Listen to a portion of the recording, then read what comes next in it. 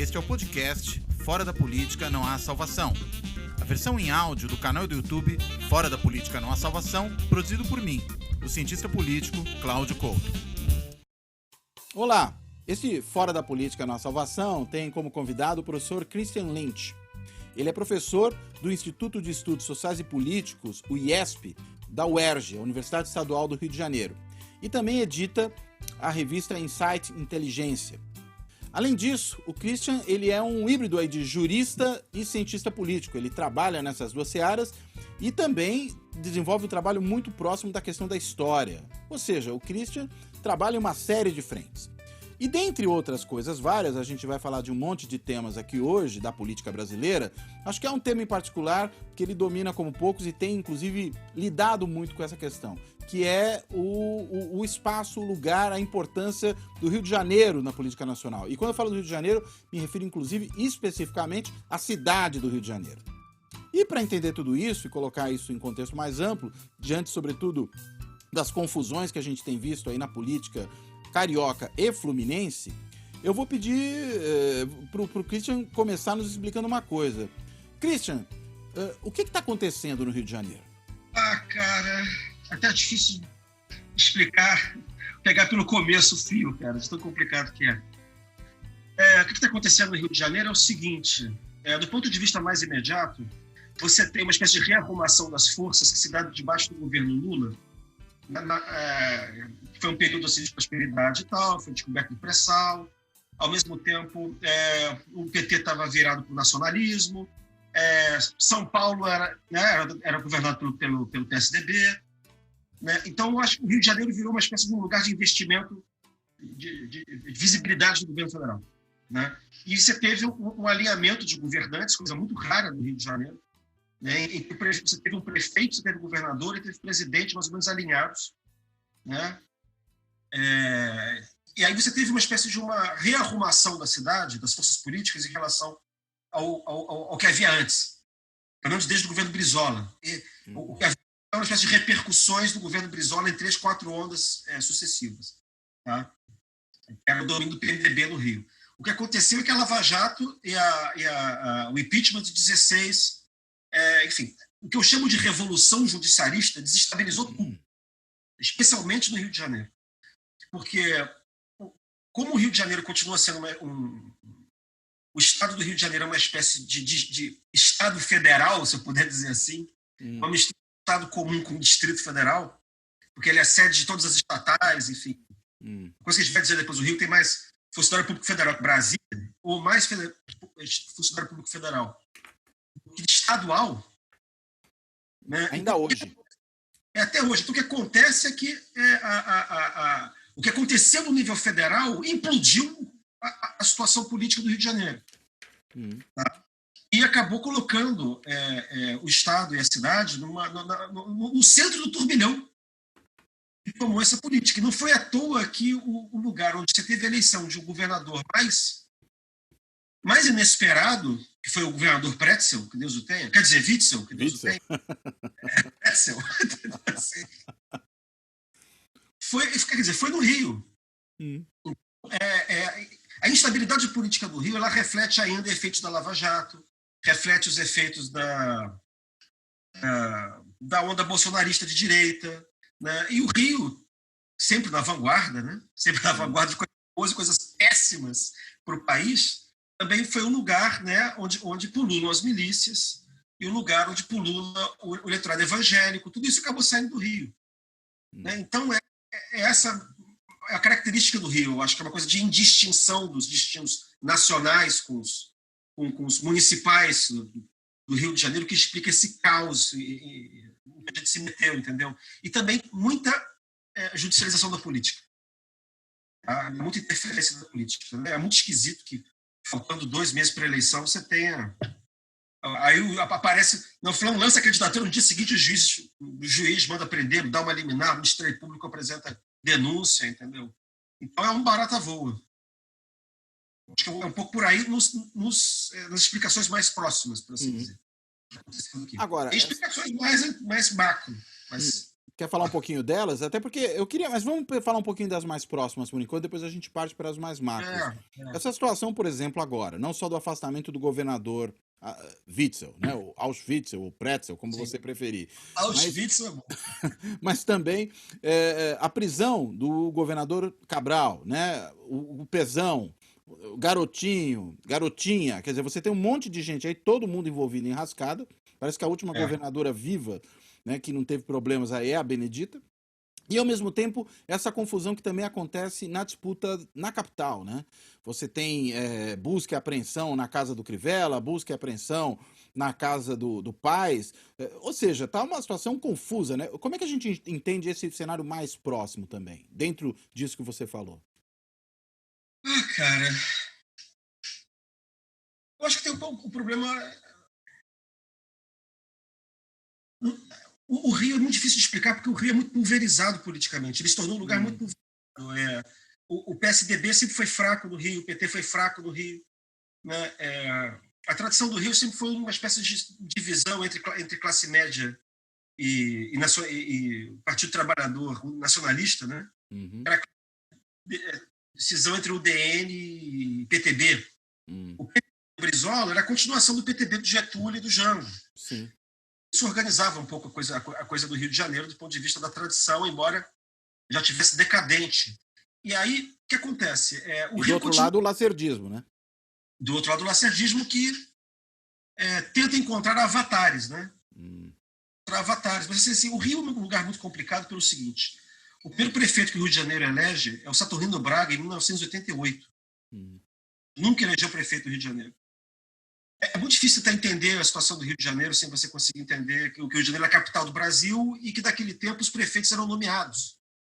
Então, os prefeitos do Rio foram nomeados durante séculos, até outro dia, praticamente, até 30 anos atrás.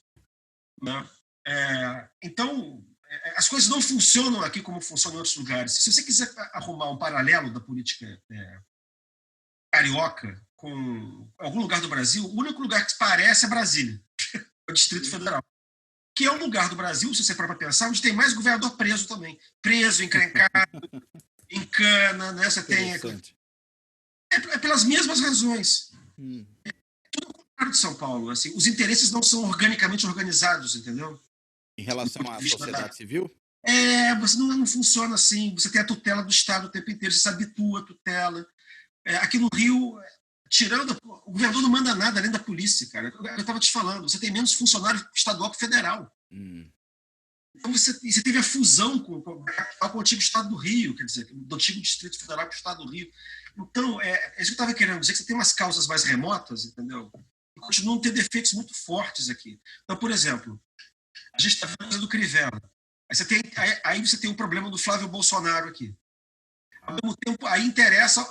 Aí o presidente da República não dava nem água para o Witzel, porque ele era da oposição. Aí ele tem quase que uma intervenção branca no estado do Rio, porque há interesse da ligação do Bolsonaro com o governador interino e do governador interino com o Bolsonaro para que ele nomeie um procurador-geral de justiça e nomeia um promotor que seja simpático ao Flávio Bolsonaro, você está entendendo? Então, o Rio é um território federal disfarçado de território estadual. Esse que é o problema. Entendeu?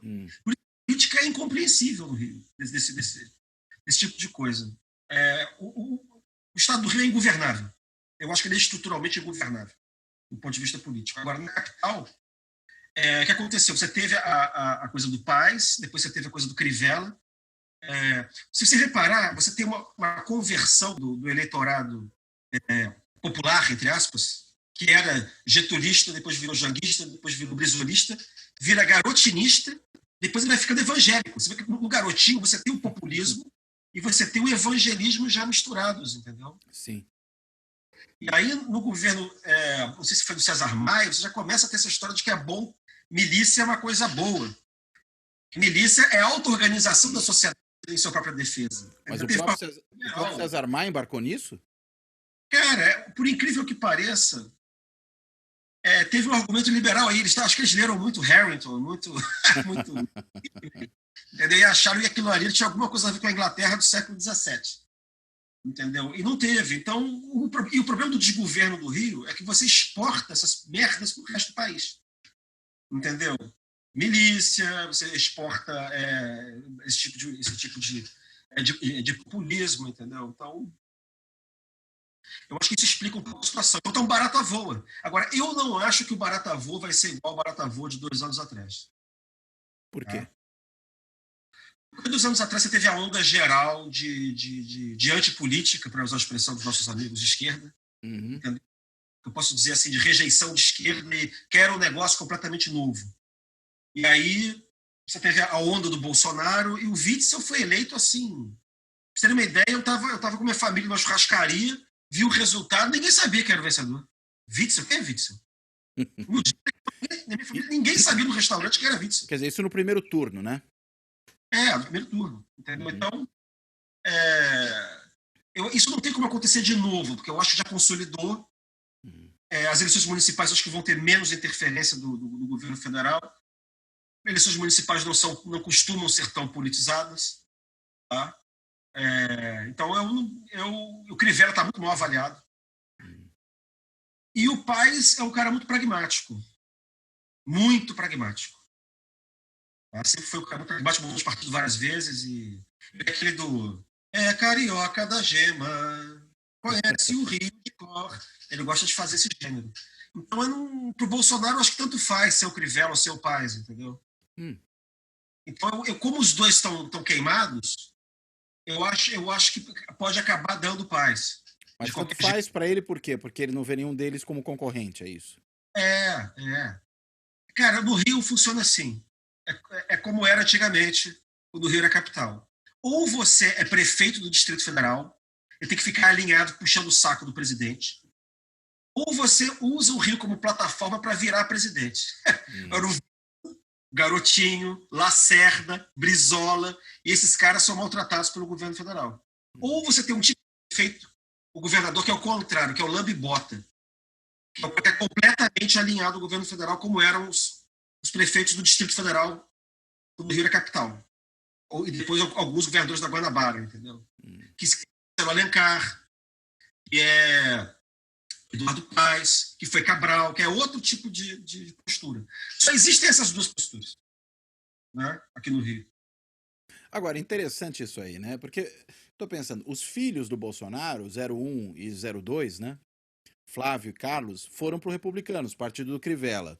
O Bolsonaro tem essa proximidade aí com os evangélicos do modo geral, e até por conta dessa questão familiar, entendo eu, em particular com aqueles da Igreja Universal e, consequentemente, do Republicanos. A Record, inclusive, é a emissora que mais o apoia, que é talvez a mais governista de todas elas. Em São Paulo, agora, o Celso Russomano, que vai sair como candidato, que também é do Republicanos, muito provavelmente é o candidato de Bolsonaro.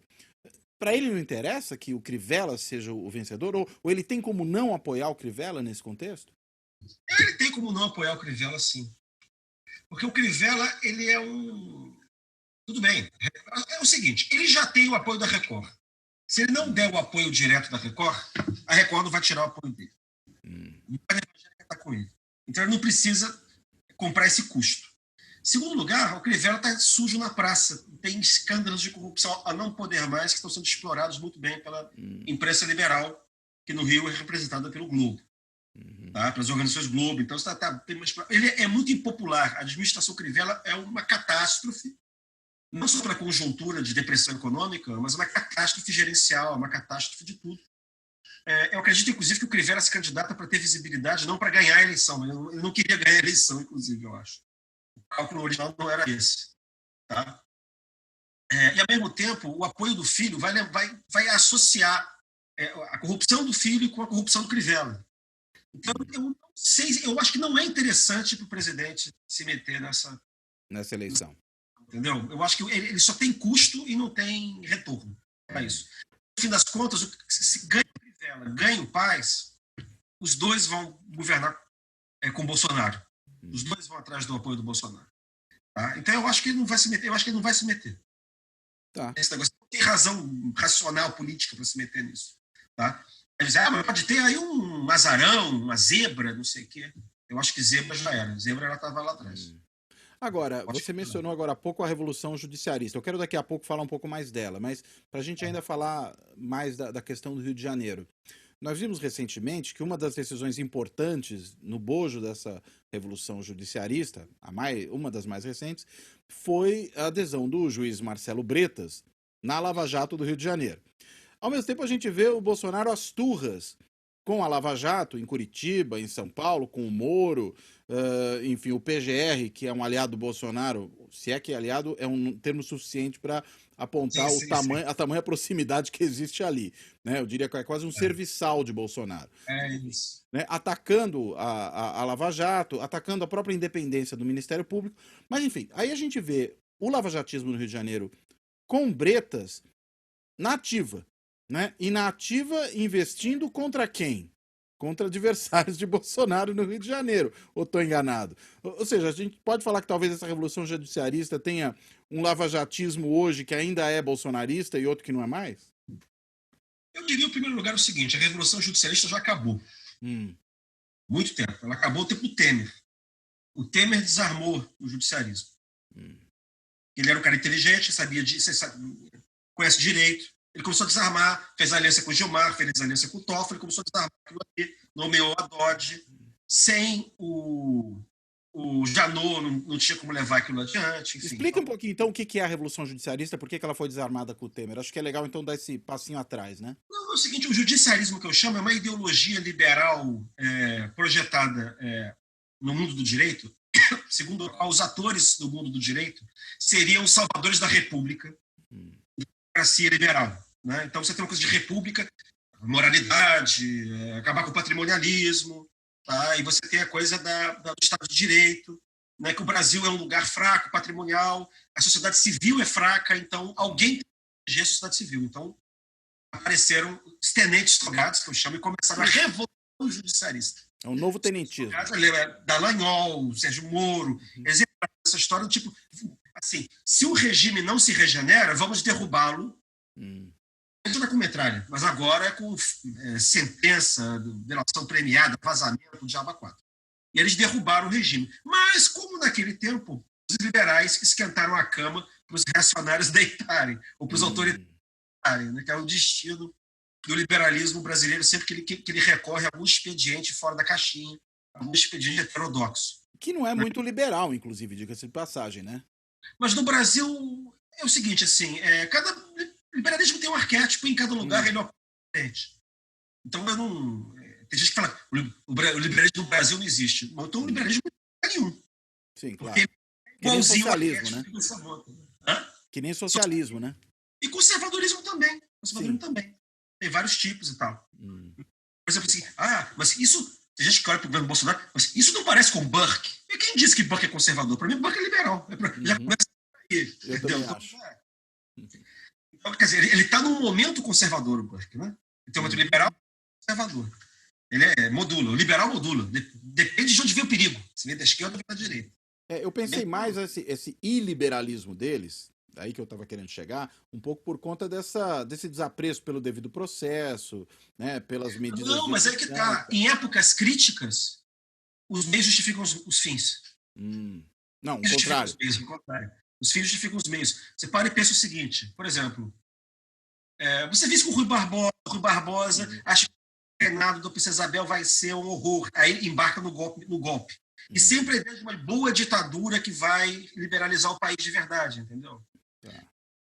O Eugênio Goudin, a mesma coisa, Lacerda, a mesma coisa, entendeu? Moro, a mesma coisa. Um monte de liberais embarcou no impeachment da Dilma, apesar do fundamento ser meio esquisito. Não estou dizendo que foi golpe, não, necessariamente. Mas funcionou como golpe. Em vez da ditadura do proletariado, é a ditadura dos iluminados, é isso? Cara, a minha explicação é mais fácil do ponto de vista que você é meu colega, você vai entender perfeitamente. O apelo aos céus do Locke, de que é legítimo o direito de insurreição contra a tirania. Sim. Então, aqui no Brasil, na periferia, como os liberais acham que o povo não é liberal, o apelo aos céus vira um apelo aos quartéis, ou vira um apelo aos tribunais. Você está entendendo? Mas funciona da mesma lógica. Assim, você vai ter que salvar a república e o liberalismo e o Estado de Direito contra o reacionarismo monárquico. ou contra o reacionarismo oligárquico da Primeira República, ou contra a ameaça do comunismo, tá? Em 64. Agora, o problema dos liberais, ou, enfim, contra o regime corrupto, socialista, ruinoso da Dilma Rousseff. O problema é que, como eu disse agora há pouco, em todas as ocasiões, esses liberais se entraram pelo cano. Todos eles acabaram perseguidos, acabaram igualzinho aos outros. Rui foi perseguido pelo Floriano, Lacerda foi perseguido pelo Castelo, os Melo Franco foram perseguidos pelo Vargas, entendeu? E o Moro vai ser perseguido pelo Bolsonaro. Claro. Então, assim, não tem... Fora da democracia não tem solução para... Parafrasear aqui o nome do canal. Parafrasear o nome do canal, entendeu? Então, Rio, voltando é o seguinte, o Bretas ficou em maus lençóis. E eu não sei até que ponto, na verdade, ele está fazendo um jogo que é para barganhar. Ele já sabe que vai tomar porrada em cima e ele pode tentar barganhar com alguém lá dentro. Entendeu? É difícil dizer. Para mim, eu vou fazer uma confissão, cara. Eu trabalhei no tribunal 10 anos. É difícil para mim imaginar como é que funciona um juiz político. Tá? É difícil imaginar como é que funciona um juiz político. Por quê, hein? O Bretas ficou colado no Witzel, ficou colado no Bolsonaro, né? Agora, o que ele está fazendo também, agora que não existe mais chancela do STF para essas decisões todas, né? Um pedaço chancela, outro não chancela, ele vai lutar pela sobrevivência, para não cair na corregedoria, enfim, para escapar. Inclusive, ele foi para cima da família de um ministro do STJ, né? Pois é, quer dizer, ele tem que fazer os jogos dele aí para ver se ele consegue sobreviver, porque o Dallagnol vai sobrar. Eu acho que nem tanto, porque o Bretas é menos marcado, né? Houve um monte de juízes aí nessa época da Revolução Judicialista, né? Que era liberal e tal, e terminou conservadora bolsonarista, o próprio Moro. E agora você teve essa defenestração do Moro e dos liberais conservadores da Lava Jato para dessa coalizão, né? Essa coalizão do bolsonarista. Igual ao 64, né? O lado é caçado à frente ampla, vai-te embora, meu filho. Já fez o teu serviço. Já prestou seu serviço pra gente. Entendeu? E aconteceu a mesma coisa agora. Eu acho que agora que vai ter uma tendência a estabilizar. Você vai ter uma coisa meio de... Acho que já aconteceu isso. Eu brinco usando que o governo Bolsonaro entrou no modo João Figueiredo. Só que João Figueiredo soprando a favor, não soprando contra. Que é um governo meio militar, meio reacionário, mas não tem mais AI-5, mas também não é exatamente democracia liberal, entendeu? Fica num sistema mais ou menos assim, mas que ao mesmo tempo também assim, não tem influência dos radicais. Radical só em época de eleição. Entendeu? Eu acho que vai acontecer até chegar a eleição. Mas aí o Rio fica à mercê sempre da política federal. Esse que é o ponto para terminar. Sempre à mercê da política federal. E a gente não tem um quadro estável do Rio de Janeiro desde que houve a Lava Jato, desde que você teve a desestabilização dessa arquitetura Lula-Dilma, Cabral, Pezão e embaixo Eduardo Paes, entendeu? Agora, há quem aponte que isso vem de antes, né? Tem gente que fala até que você tem, digamos, um grande esquema que entra, enfim, na máquina pública do Rio de Janeiro, na Alerj, que vem desde o chaguismo, né? Você também percebe dessa maneira? Ou você, pelo que você falou, eu entendi que é uma coisa mais recente, né? Olha, eu não conheço a história de São Paulo, cara, mas assim, a história do Brasil é assim. Brasília é uma corrupção. A Constituição de Brasília foi uma corrupção desenfreada. A política era única. Você viu o último... Você viu que a Folha de São Paulo publicou... Mas eu tô pensando assim, que seria o mesmo esquema, né? Não é tanto que não houvesse corrupção antes, mas é que seria o mesmo grupo, o mesmo esquema. É um exagero isso. A Alerj, eu acho difícil... ou você diz que tem um problema estrutural de longo prazo, ou não dá para ter um espaço tão largo de tempo que seja atribuído aos mesmos fatores, entendeu? Tá. Porque aí, esse é um dos problemas, você não está fazendo isso, evidentemente, mas tem um pessoal que, quando fala do Rio, dá a impressão de que tem algum problema na água do Rio Guandu aqui, que faz com que aqui seja a terra da corrupção, da sacanagem, da ladroagem, é terra da malandragem. Quer dizer, é uma explicação meio culturalista que não tem fundamento científico. Não, realmente, eu não estava pensando isso tanto em termos. Eu acho que o problema não está aí.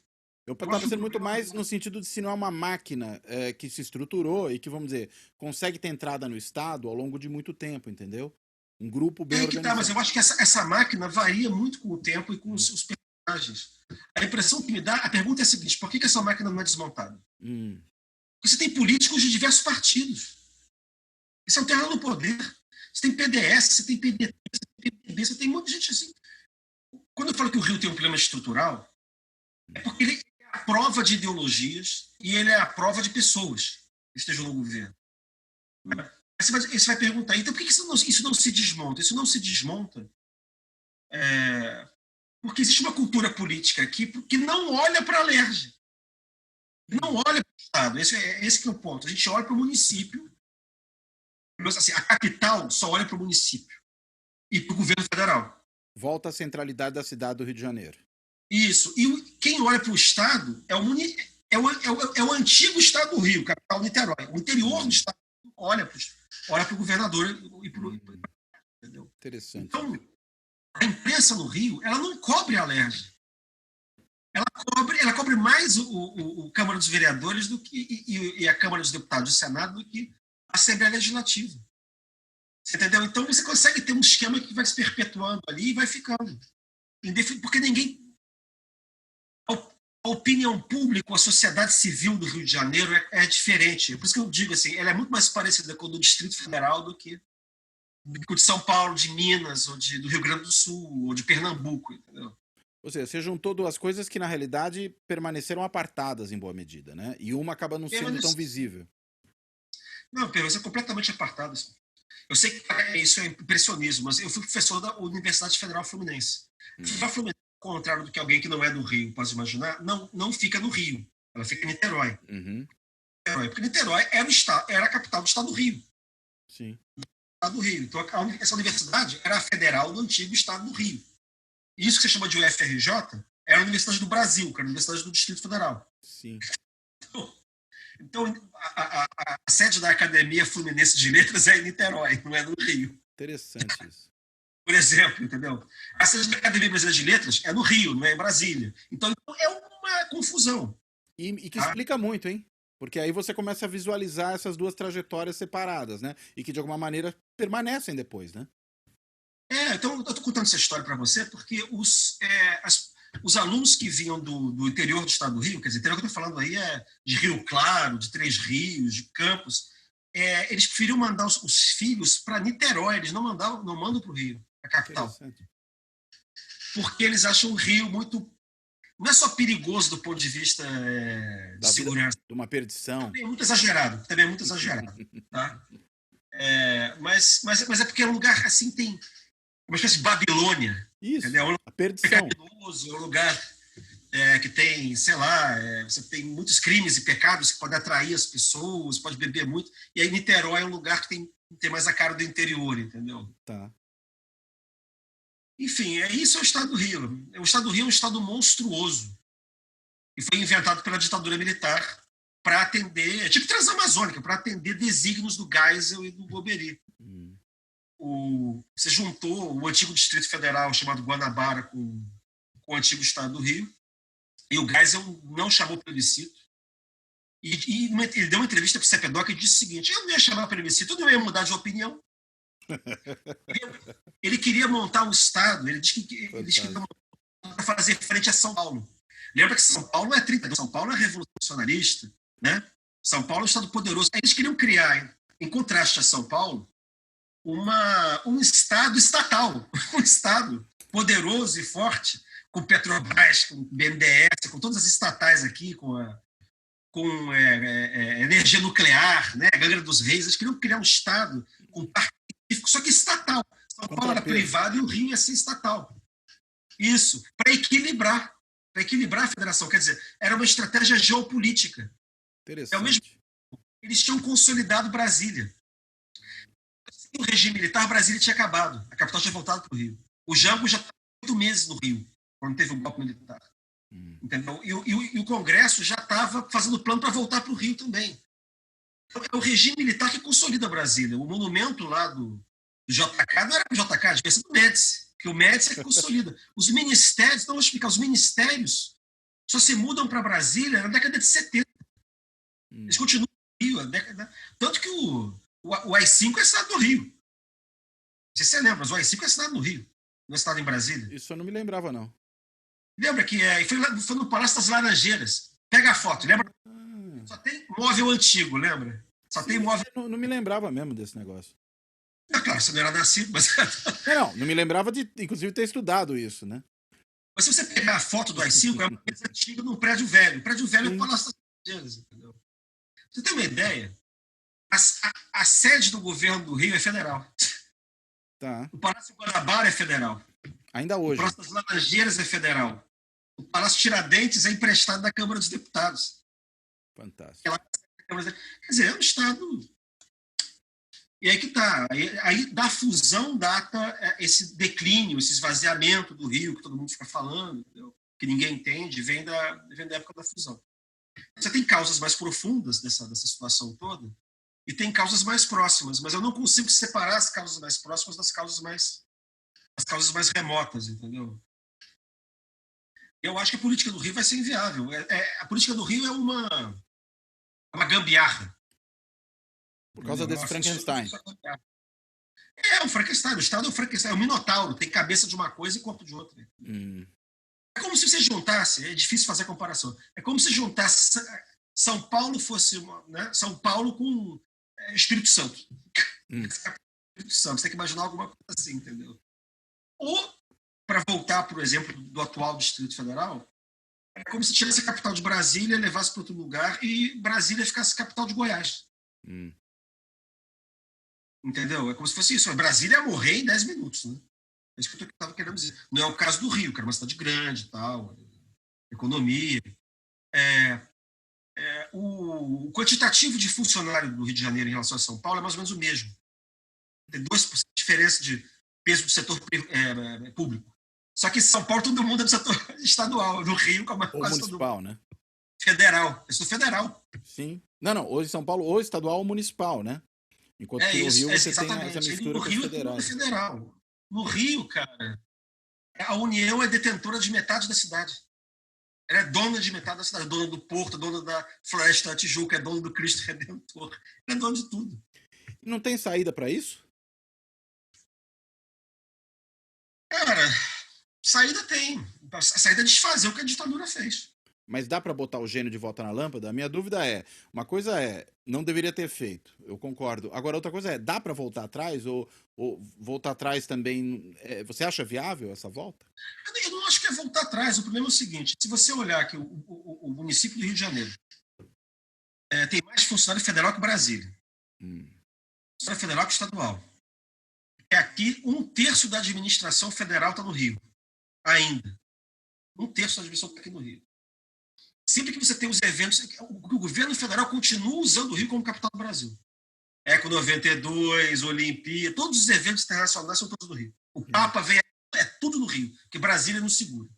Então, no fundo, você tem 2 capitais. Final da Copa do Mundo. Então o Rio funciona como capital paralela a Brasília ainda. Capital. Então, o que eu acho que seria natural era você separar de novo o estado do Rio. Sofre muito com essa coisa eu acho que o interior sofre até mais que a capital. Entendeu? Com isso. E você federalizar de novo o Rio de Janeiro.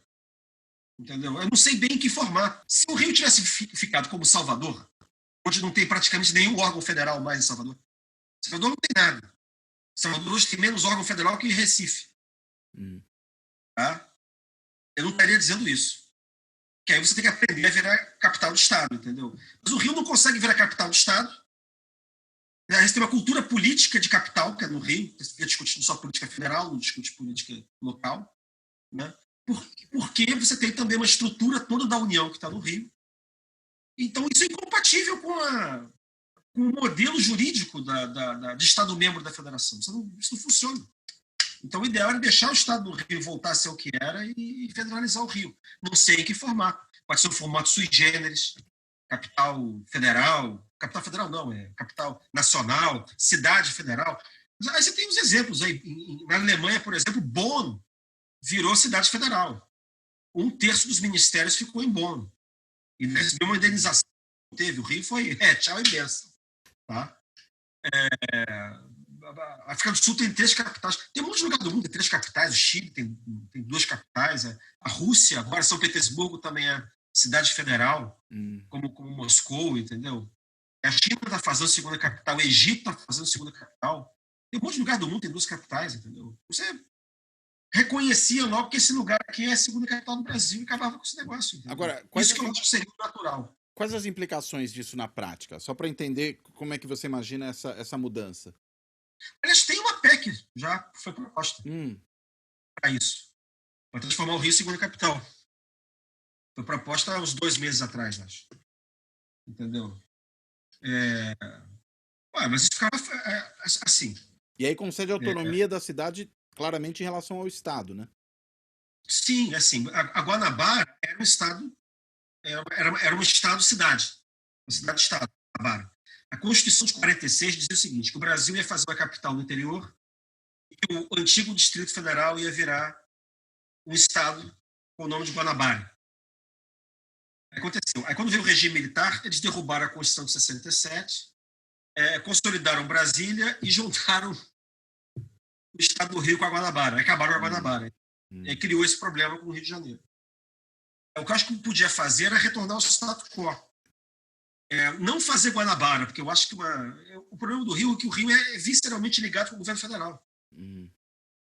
Era melhor fazer 2 distritos federais, entendeu? Como se fosse um território, né, que a gente não tem mais hoje em dia, né? Não, eu acho que território eu não tenho nada contra território, porque eu acho que isso aqui Tem outro estatuto, né? Tem outro estatuto. O problema do território é que o território, eu acho que você não tem autonomia, que você não pode tirar a autonomia da segunda cidade do Brasil. Claro, não concordo. Esse que é o problema. Então, eu acho que o território não funciona mais. Sim. Eu acho que lugares onde os prefeitos eram nomeados no passado, Paris, Londres, Washington, eles passaram a ser eleitos. Como o Distrito Federal depois de 88, né? Exatamente. Então, não tem como você transformar o Rio em território. Então seria mais razoável criar um segundo Distrito Federal, entendeu? Você cria 2 distritos federais, entendeu? Então cria dar ao Rio um outro nome que também fosse federal, sei lá, entendeu? Aí não é questão de discutir assim. Mas na Constituição atual, ainda não criou nenhum outro tipo híbrido de ente federativo, o ideal para o Rio era virar um segundo Distrito Federal, que é a figura que existe lá. Você cria 2 distritos federais, o de Goiás e o do Rio de Janeiro, o de Goiás ou da Guanabara, sei lá o nome que você dá. Sim. Entendeu? A coisa é tão complicada no Rio que as pessoas aqui, por vários motivos, elas não conseguem ver o problema. Tem vários motivos para isso. Tem o trauma da mudança da capital e o trauma da fusão, que aí virou o Rio de Janeiro continua lindo, apesar de não ser capital, que no fundo é isso. Né?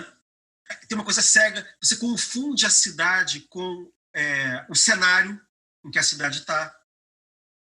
Né? Eu já ouvi gente próxima, nossa, Cláudio, amigos queridos, que falam assim, olha só, o Rio está decaindo, São Paulo tem mais dinamismo e tal, não sei o quê. Aí o cara vira para mim e diz assim, mostra, sei lá, a praia de Ipanema e diz assim, eles trabalham muito porque eles não têm isso aqui, ó. Aí mostra, sei lá, os aí dois. Aí é um clichê, né, cara? Mas no fundo é uma fuga. É uma fuga aristocrática do passado. Entendeu? De que é uma coisa alienante. É uma coisa completamente. Eu não acho que o Rio será jamais como São Paulo. Por causa dessa coisa, essa cabeça de Estado, de capital do Brasil. Entendeu? Mas é uma coisa de alienação e fuga. É uma coisa. Tem um negacionismo, entendeu? Não, e é engraçado que eu falei que é um clichê, porque é um clichê tanto nessa posição que você falou, que eu imagino que a pessoa que falou isso seja carioca, como é dos paulistas que ficam falando mal do Rio de Janeiro, que falam a mesma coisa, só que com o sinal, vamos dizer, de Valência invertido, né? Que é uma bobagem. Né? Isso não tem o menor sentido. As cidades têm suas características, isso é assim mesmo, né? Ou seja, mas o meu ponto é esse. E aí eu acho que O Rio de Janeiro não tem como... o Rio é o seguinte, o Distrito Federal, Rio, São Paulo passou o PIB do Distrito Federal em 1920. A cidade de São Paulo ultrapassou a população do Distrito Federal Rio de Janeiro em 1958, que era exatamente quando o Juscelino estava fazendo Brasília. Então, o que aconteceu? Logo depois, claro que o regime militar também queria ferrar o Rio de Janeiro, porque queria provincializar a cidade, para poder consolidar Brasília, acabar com passeatas e contestações, tirar os ministérios daqui, tirar os embaixadores, Mas a França resistiu. A França só saiu do Rio em 76. Em 76? 76, quer dizer, eles não queriam ir para Brasília. Machado só foram... O Itamaraty só foi em 71, quer dizer. Então, você tem essa coisa do Rio, mas o Rio não tem como ser igual a São Paulo. Você repara que quando você começa a pegar a ordem histórica, você começa a ver assim, você consolida Brasília, o Geisel junta com o Estado do Rio, tem intervenção, mais uma intervenção federal, com o governador que foi nomeado, que era o almirante Faria Lima, depois volta o Chagas Freitas, vem o Brizola, entendeu? Aí depois você tem a quebra da Bolsa de Valores, você tem a migração toda do setor financeiro para São Paulo, você tem a migração do setor de comunicação para São Paulo, de publicidade, não sei o quê. Aí você começa um esvaziamento muito rápido. Então, o Rio fica sangrado dos dois lados. Ele sangra o setor privado para São Paulo e sangra o setor público para Brasília. Entendeu? Então, como é que você resolve isso? Resolver o problema de segurança. Você não vai resolver o problema de segurança do jeito que está. Eu sei que o governo atual também não vai resolver o problema da segurança em relação às milícias. Mas em tese, você tem que refederalizar a cidade. Para você conseguir resolver, você tem que tirar o Rio de Janeiro da mão dos cariocas. Você tem que devolver para o resto do país. Essa que é a ideia. É um pouco mais, entendeu? Porque isso aqui não é feito para se autogovernar.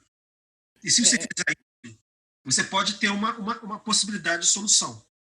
Entendeu? E aí você consegue criar um ambiente de negócios que você consegue parar e virando Distrito Federal, você para de sangrar para Brasília e para de sangrar para São Paulo. Você consegue ter uma estabilização, digamos, orgânica, né, do Rio de Janeiro, entendeu? Interessante. Quer dizer, o que você está dizendo assim, não seria um rearranjo federativo em que o Rio de Janeiro, por exemplo, tivesse um estatuto parecido com, eventualmente, outras grandes cidades do país. Ele teria um estatuto equivalente ao de Brasília numa divisão de, digamos, trabalho entre as duas cidades. E as duas seriam, desse ponto de vista, capitais do país, cada uma, digamos, cuidando de um certo número de questões. Não, olha, em tese você pode fazer isso sem precisar tirar nada de Brasília ou do Rio. Não, porque já está, né? Já está. As coisas já estão. Um terço da administração, tudo que existe entre Brasília e Rio, um terço está no Rio.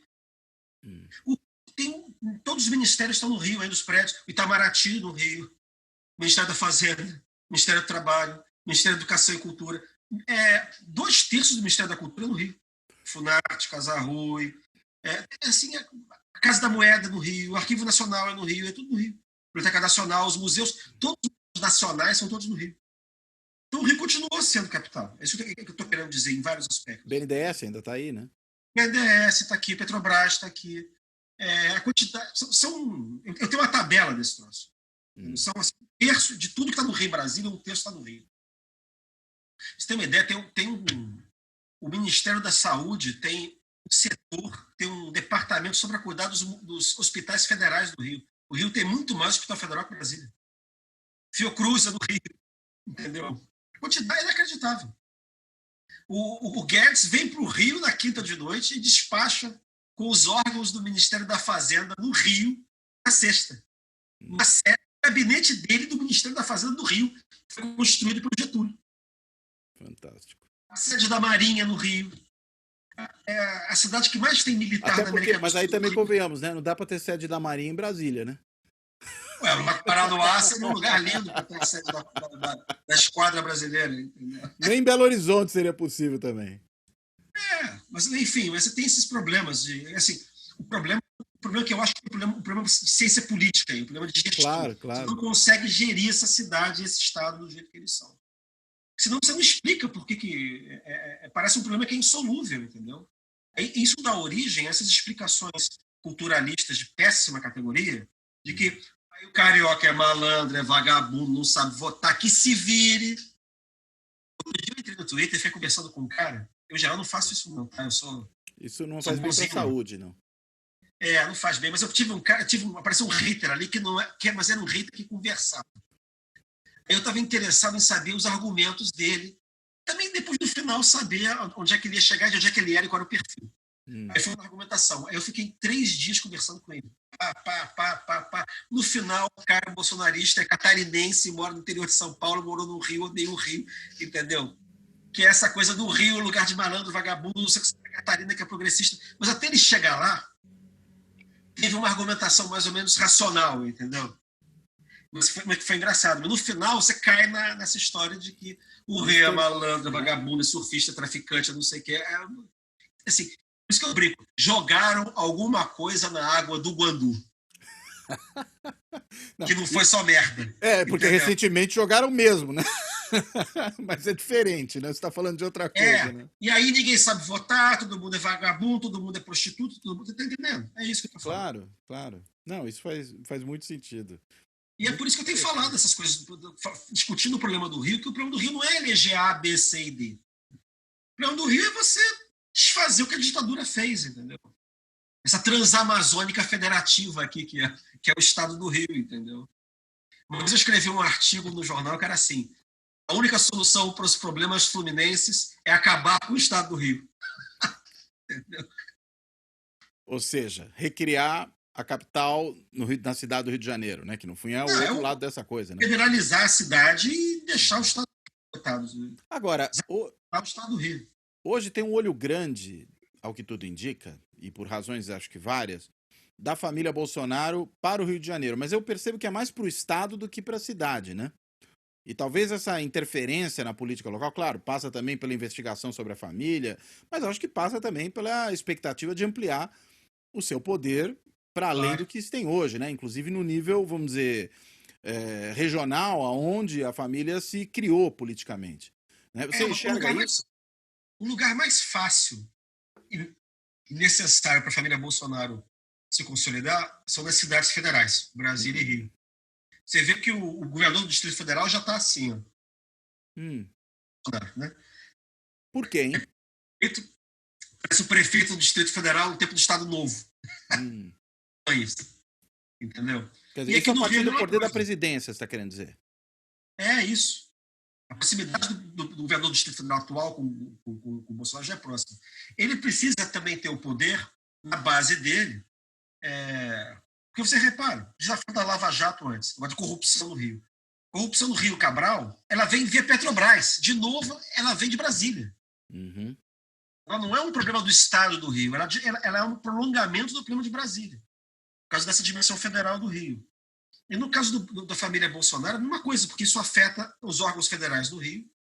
Só que, como o Rio não é federal, o Rio virou estadual, você tem que controlar as estruturas estaduais. Mas, de novo, o estado do Rio é o estado dos grandes estados do Brasil, é o que mais depende da União, é o estado do Rio. Por causa da economia, por causa da Petrobras, por causa de tudo. Está aqui. Entendeu? Dessa cultura política estatista, dessa coisa nacionalista, essa coisa que você não tem como desfazer isso. Apesar, cara, lembra o seguinte: todos os mais famosos economistas do Brasil são todos, né, liberais, são todos do Rio. PUC Rio, FGV Rio. Trabalha no Estado. E o Rio tem as piores contas do Brasil. O pessoal não está fazendo...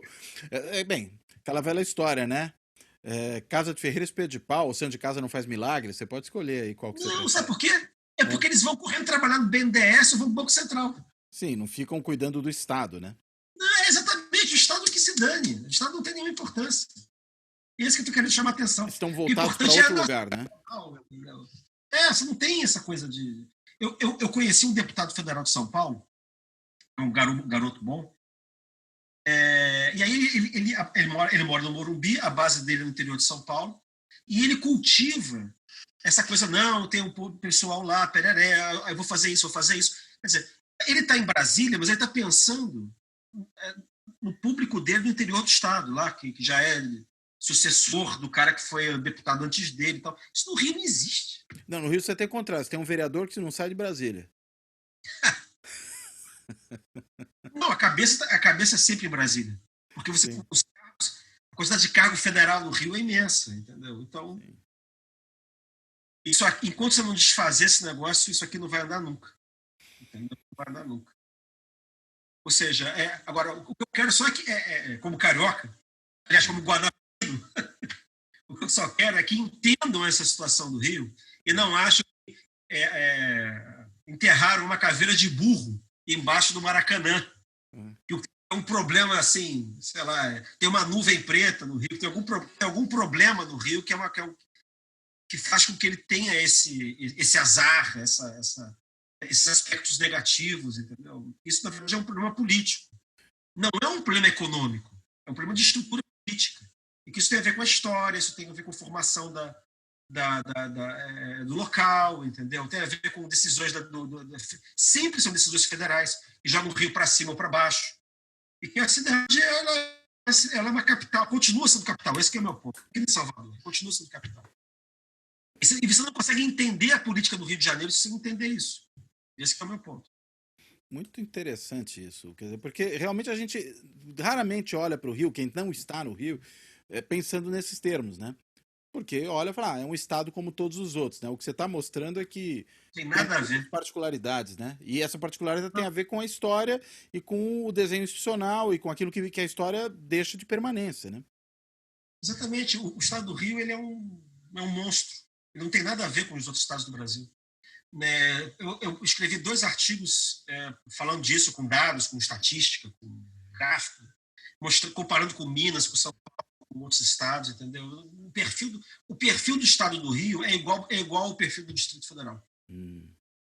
Igualzinho, em termos de distribuição de servidor federal, servidor estadual, tudo é igual. Entendeu? Agora, o problema é o seguinte, a União é dona de metade da cidade no Rio, mas não cuida do seu patrimônio. A União tem 1.250, mais ou menos, imóveis no Rio de Janeiro. E aí ela deixa, por exemplo, vou dar um exemplo interessante sobre o que acontece. O Museu Nacional, que pegou fogo, o Palácio de São Cristóvão. O último presidente que visitou o Palácio de São Cristóvão foi Juscelino Kubitschek. Adivinha por quê? Porque a capital era aqui. Ele foi o último. O museu ficou caindo aos pedaços, o Museu Nacional. Não sei se você chegou a visitar o Museu Nacional, mas assim, ele já está caindo aos pedaços há décadas. E é óbvio que um dia ele ia pegar fogo. Por causa do abandono, entendeu? E você sabe que o programa de antropologia da UFRJ ficava lá. Sim. O Museu Nacional, né? Aí, imediatamente, o que o Guedes disse? Não, eu vou doar um terreno para o programa fazer uma sede própria. Aí você pergunta, por que o Ministério da Economia tem um terreno ali do lado? Ué, Boa Vista é federal. É claro que o governo federal tem um terreno ali do lado, entendeu? Porque, pra você ter uma ideia, eu vou te contar só mais um último caso que você vai achar interessante. No centro do Rio tem uma avenida que chama-se Avenida Passos. Ali tem um quarteirão vazio. Um quarteirão vazio. O quarteirão está vazio desde 1936. Acabou que vai fazer 100 anos que aquilo está vazio. Aquilo ali tinham 2 prédios, tinha um prédio ali. Ali era a sede do Ministério da Fazenda, desde o tempo de Dom João VI, que era o Ministério da Fazenda que juntou com a antiga Academia Imperial de Belas Artes. Não sei se você já foi no Jardim Botânico, no Rio. Sim, lindo. Você tem uma aldeia de palmeiras imperiais? Sim. E no final? Tem uma ruína de um prédio, uma espécie de um arco, assim. Aquilo ali é a entrada daquele prédio. É demolido para fazer o novo prédio do Ministério da Fazenda do Rio. Eles demoliram o prédio e depois pensaram, não fazer aqui não, vamos fazer lá no Castelo. E aí fizeram a sede do Ministério lá no Castelo. E sobrou aquilo. Aquilo está vazio desde 1936. Porque aquilo é da União e você não consegue mudar nada porque aquilo pertence à União. A União não vende. É como eu falei, o Palácio Guanabara é da União. Então tudo é da União. Você não consegue fazer nada no Rio sem a União, entendeu? É simbólico nesse caso, né? Então, eu estou falando assim, o estado do Rio como um estado como outro qualquer é uma farsa. Você não existe estado do Rio. O estado do Rio é um minotauro, é um monstro. Entendeu? E você não vai ter chance disso aqui funcionar enquanto você não desfizer isso. É a minha opinião. Muito bom. Christian, super interessante isso. Eu mesmo aprendi um monte aqui. Acho que quem nos assistir ou nos ouvir vai aprender muito. Acho que a gente depois precisa fazer um outro programa falando não só do Rio de Janeiro, falando da Revolução Judiciarista e de outras questões que passam por aí. Opa! E fizemos isso hoje, fica muito longo, mas a gente faz uma próxima. E eu te peço aí para você, enfim, o que mais você gostaria de falar para fechar e a gente vai começando a encerrar. Eu queria te falar uma coisa que eu acho que é um bom conselho para os ouvintes, ou seja, para você também, que você acha que você não sabe. É o seguinte, fora da política não há salvação. Eu concordo completamente com você. Muito bem. Christian, então, super obrigado. Eu acho que ficou muito interessante mesmo essa conversa, gostei bastante e espero que a gente possa falar em breve, como eu já disse, desses outros temas também. Então, eu deixo um abraço para você, deixo um abraço para quem nos ouve no podcast, quem nos assiste no YouTube e até a próxima.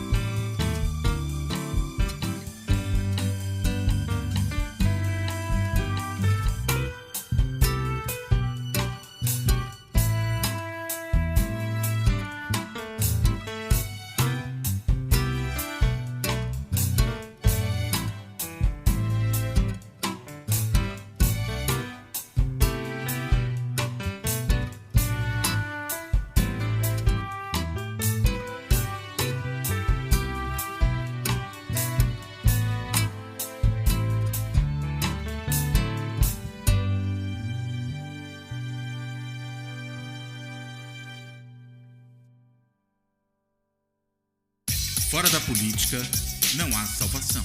Um podcast para discutir política. Também disponível no canal do YouTube.